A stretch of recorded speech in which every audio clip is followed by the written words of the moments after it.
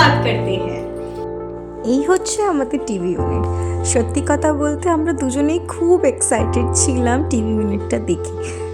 আমরা ভাবছিলাম কবে যে আনবক্সিং করব, তাই করে নিলাম চট করে আনবক্সিং। আর এটা হচ্ছে ম্যানুয়াল, যেটা দেখে আমাদেরকে টিভি ইউনিটটা সাজিয়ে নিতে হবে।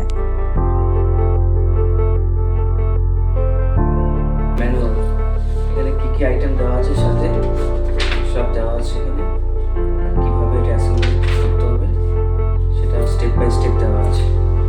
এটা দেখে আজকে আমরা এটা করব, assemble.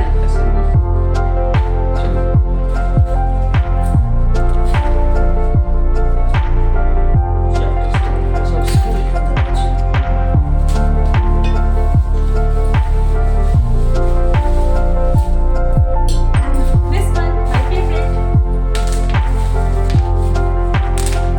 You also like? Yeah.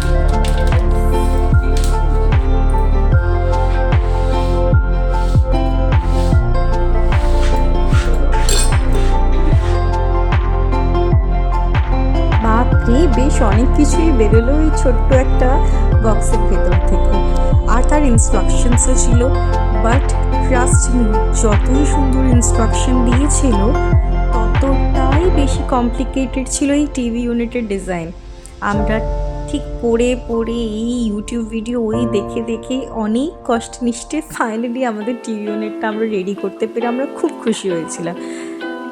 করতে খিদেও পেয়ে গেছিলো। এখানে দেখো ও করছে আর আমি বসে বসে খাচ্ছি। কনস্ট্যান্টলি ইনস্ট্রাকশনস পড়তে হচ্ছিল, আর একবার তো উল্টোও লাগানো হয়ে গেছিলো। উফ, কি যে আর বলি।